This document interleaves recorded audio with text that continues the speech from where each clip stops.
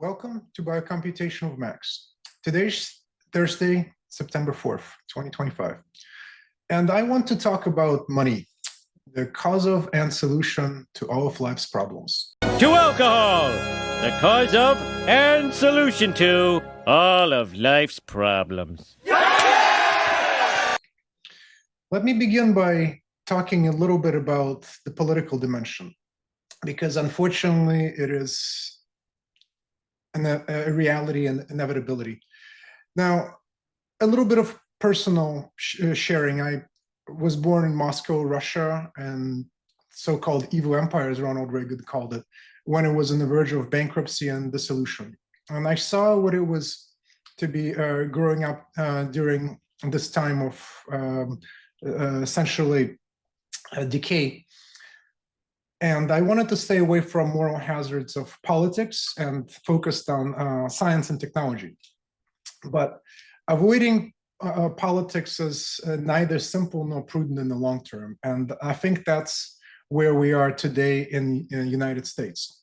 I want to share a little story also from Russia, but from St. Petersburg around the revolution in 1917. The story goes that an assistant to Ivan Pavlov, the pioneer of classical condition of dogs in the early 20th century, was late coming to work and was berated by the principal. And he pleaded with Pavlov that there's a revolution going on, shooting in the streets. Pavlov's response was, next time there is a revolution, wake up earlier. And so that's what I'm trying to do, to wake up and deal with the reality as it is, which unfortunately is that we are the empire. We're supposed to be the republic, but we are an empire. And that is having a very detrimental impact on our society and finances, which is the topic of discussion. Specifically, we appear to be fully engaged in the Thucydides trap of a decaying empire. I've talked about this in the previous videos.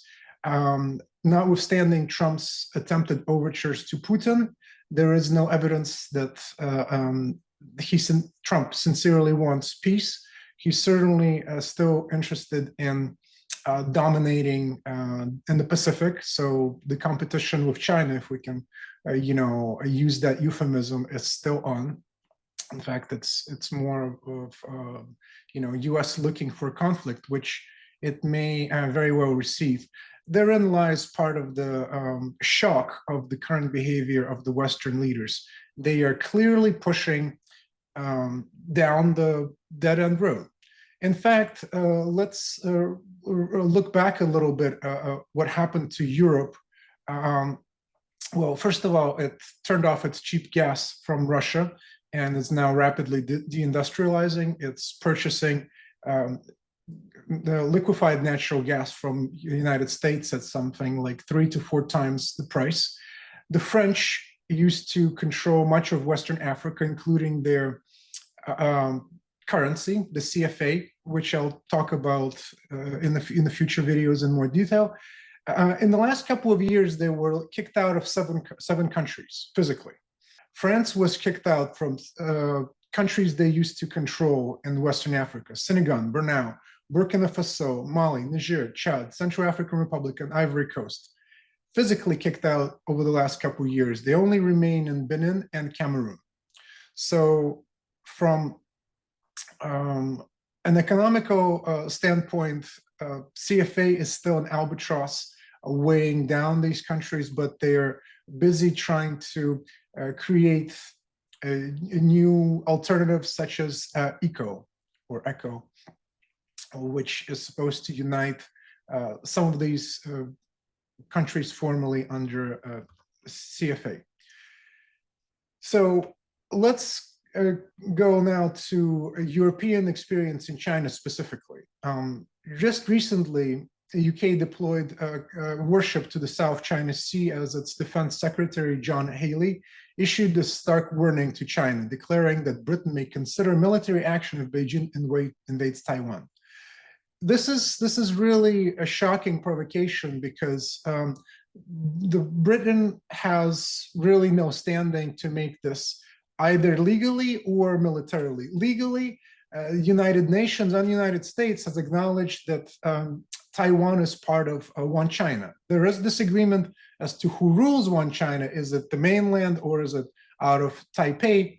But everybody recognizes that Taiwan is a province of China. So this is really quite internal business. But perhaps more importantly,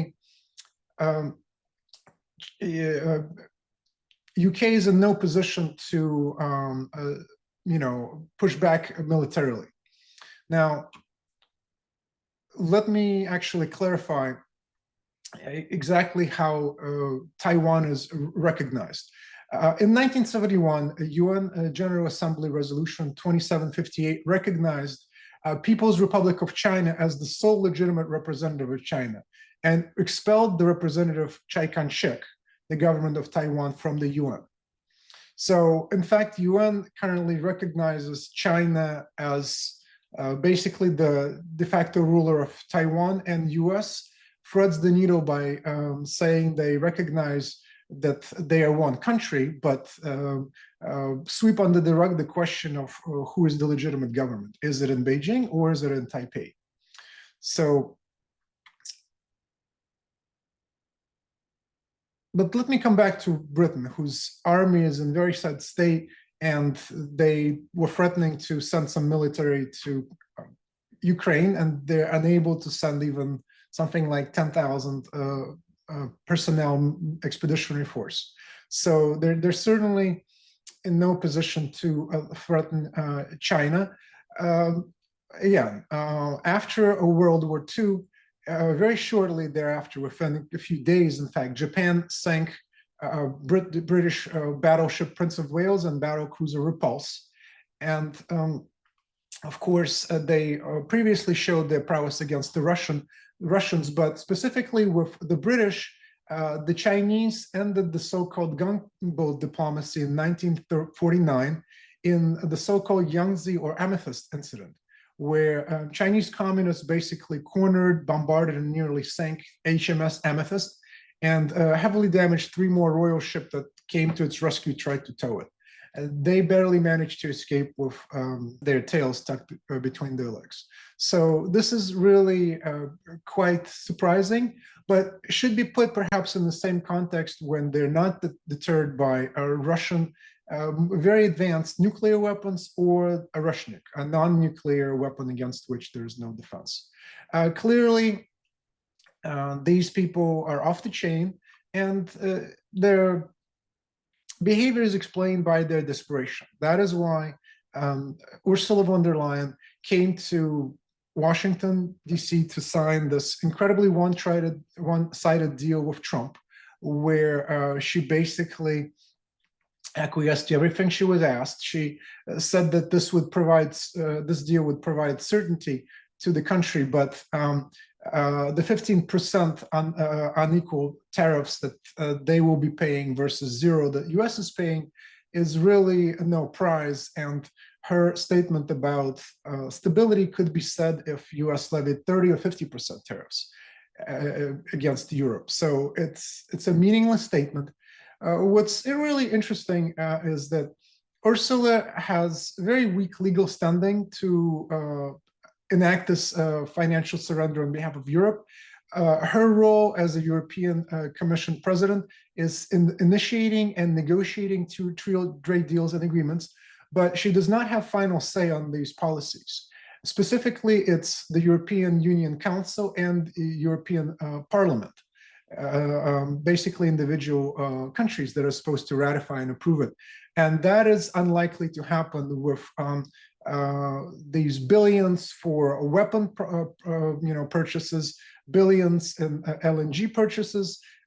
They promised 750 billion in LNG purchases from US, while US ships only about 22 billion, shipped 22 billion to US last year. And in fact, the total US LNG exports last year were only about 30 billion. So unrealistic numbers. And also Trump promised something like 100 billion of liquefied natural gas to South Korea. So there's no way Europe will be able to buy it. They don't have the money, and we don't have the gas. Trump also is now continuing to lose legal challenges in U.S. He previously lost at the Court of International Trade.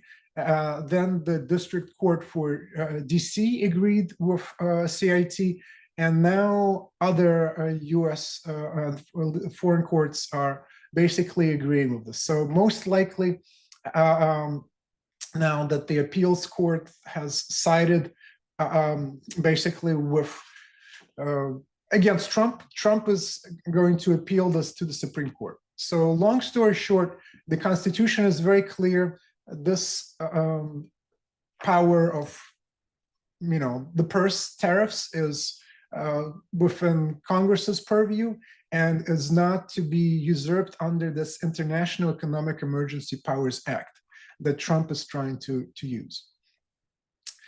Now, what I really want to focus on today is the reserve currencies and the end of some 500-year cycle when reserve currencies were dominated by the Europeans. And of course, now the dollar has been a reserve currency for a little over 100 years, depending on when you start the count.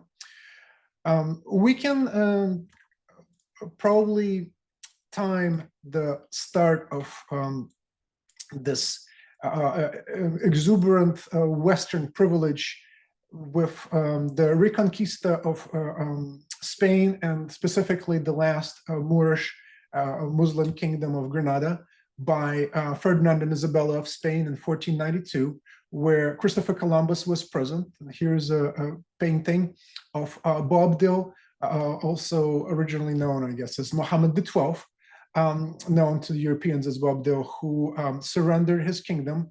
And his mother was very upset, and she told him to weep like a woman for land you couldn't defend as a man. But after that victory, the Spanish were somewhat flush with money and certainly very assertive. And with this surrender occurred in early January. And by August, they shipped Columbus off to find India. Of course, he didn't know where he was going. But since then, the neighbors Portugal and then Spain were in control of the world's reserve currency. Then it was the Dutch, the French, the Brits, and finally United States since around perhaps World War II. This situation is really quite abnormal, and all these huge cycles that we've benefited from are coming to an end rather quickly. And that negative synergy is extremely dangerous. And what we can expect now is reversion to the mean. Here's a very simple schematic that shows that there is some kind of a mean that doesn't have to be a constant. It could be a trend, but there is oscillation about that trend. And what is likely to happen now is reversion to the mean. In terms of the center of mass of global affairs, including economics, being located near the center of mass of population density. Let's look at this relatively fine resolution map that shows population density in the world. And we can see that while Europe is in fact quite populated, it does not compare to India and China, which have been the dominant countries in terms of both population and wealth for millennia. So we can expect that kind of reversion to the mean. In fact, in the recent SCO meeting, the Shanghai Cooperation Organization, which is more of a military kind of meeting where Putin was meeting with Xi Jinping and others, and of course then they went to Beijing to witness the military parade. None of the Western leaders were present there, but together at the SCO, Indians and Chinese, and of course Russians together, but Indians and Chinese together account for around 3 billion people, let's say. Asia is home to approximately 4.8 billion people, 60% of the world's population. So we can expect, this brings me to this exceptional, long-lasting situation that is now probably coming to an end. And that is the financial dominance of the world by Europeans and now the United States, the kind of a European colony. So throughout recorded history, it was the Eastern empires that produced more wealth and technology. We can list Abbasid Caliphate, Persian, Mughal, Mongol, and Chinese empires. The world's largest contiguous landmass in Eurasia is home to the majority of the global population. In fact, Europe should consider itself lucky that it can be connected to this by a Silk Road to Asia, which is home to something around 60% of the world's population, so 4.8 billion people. As Yogi Bear observed, it's difficult to make predictions, especially about the future. However, there are clear trends and we can see certain mathematical inevitability. Specifically, experience over the last probably 4,000 years reveals that Asia, and I'm including the Indian subcontinent, has been more populous, wealthy, and advanced compared to Europe. So we can expect a reversion to the mean, shown here, where a variation about a trend still returns to the trend, if that trend is true. A natural consequence of spread of technologies is increase of global competition, and that eliminates first-comer advantage of the Europeans. It doesn't imply collapse of Europe, merely rise of global majority at a competitive level of production, erasing this 500-year advantages accumulated by the West. However, Western reaction of isolation and warfare is likely to result not only in a relative but an absolute fall of living standards. Let's come back to West versus the rest, specifically the so-called multipolar world. We can see the military strategy of the West at play in Ukraine, Iran, and even Yemen.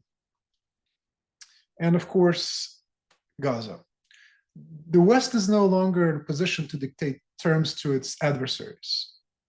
As I mentioned, this includes the CFA franc, which is a post-colonial entity that has been forcing participating countries to deposit half of their annual proceeds into French banks. Clearly, there were lots of problems with sovereignty and the scheme, which is why they're now looking for alternatives. So instead of working on our own excellence and being a constructive part of a common future, Europe and US has chosen war to preserve hegemony, the Thucydides trap. Despite Trump's visit to Anchorage to talk with Putin, that direction stands. In fact, Trump's policy is less MAGA and more mega, where it's making empire great again. And that, of course, is leading to shortcomings in finance, both in the United States and, of course, European Union. And that leads to more forceful repression. For example, AfD, now the largest party in Germany, has suffered very strange series of deaths in one region of North Westphalia, where in a period of 13 days, no less than 6 candidates for AfD were found dead. One died by suicide, others died of natural causes. This is so strange that it's even raising questions locally. So we can expect the West to continue resisting this so-called multipolar world, both due to emotional pride reasons, but also practical reasons that involve personal benefit and lack of political alternatives. There are practical alternatives. In fact, the Europeans themselves have talked about this. They published a digital strategy document in 2020, talking about how they would be a significant player in this economy. So the alternative is viable. Europe has advantages in technology and healthcare and digital technologies that can be monetized. Of course, they are behind the United States in terms of AI and digital technologies, but if they were to allow innovation, they still have a chance. But they're not going to do that. Instead, they are choosing war and conflict. The leaders of France, Germany, and UK, Macron, Merz, and Stammer, have popularity below 20% of the electorate. And yet they still manage to get elected and to continue forcing their countries into the ground. They are talking about having a conscription if European youth is unwilling to go and die in the Ukrainian fields for European hegemony. So to summarize, the West and Europeans want to play a big role in digital economy. However, political fortunes of politicians are so wedded to militarism and old ways that they are unable to disengage. They appear to be brain dead, but it's not complete stupidity. It's pursuit of goals that are invisible to the rest of the public and that cannot be admitted, such that late stage capitalism can now only continue to exist by plundering other nations. If it's not Africa, it has to be Russia. Europeans, of course, have turned multiple times to plundering Russia. It hasn't worked out well. And now some of them, including Americans, believe that they don't even have to do the so-called strategic sequencing, that US is so powerful that they could take on everybody at once. Russia, Iran, China, Venezuela, you name it. Unfortunately, it has become quite clear that neither the European nor US politicians are leading us in a productive direction. They're advocating beating plowshares into swords, talking about war with Russia and China by 2027. They appear undeterred by conflict on multiple fronts. They think, just like Biden said, that we are the United States, the preeminent power in the world, and we can do anything. So it's important to try to vote these warmongers out of office before they do damage. However, clearly,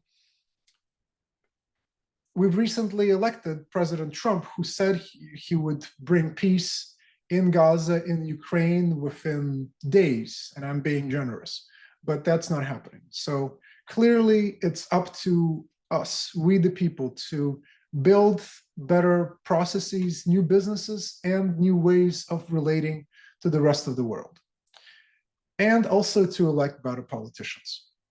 If you like this content, please like, join, and share.